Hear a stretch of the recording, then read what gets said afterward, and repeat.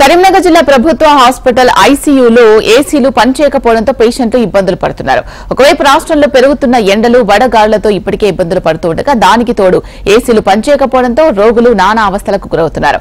ఏసీలు పనిచేయకపోవడంతో ఐసీయూలోని కిటికీలు తెరిచి ఫ్యాన్లు ఏర్పాటు చేశారు అధికారులు. అటు దాతల సహకారంతో కూలర్స్ ఏర్పాటు చేసేందుకు సన్నాహాలు చేస్తున్నారు. వీలైనంత త్వరగా ఏసీల మరమ్మతు చేయించే ప్రయత్నాలు చేస్తున్నామంటున్నారు అధికారులు.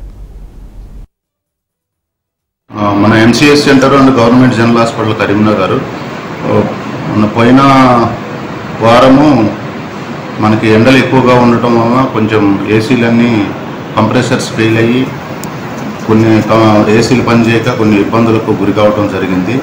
ఇమీడియట్గా దాన్ని రిస్టోర్ చేసేసి రోగులకి ఏ విధమైన ఇబ్బంది కలగకుండా చూడటం జరుగుతుంది.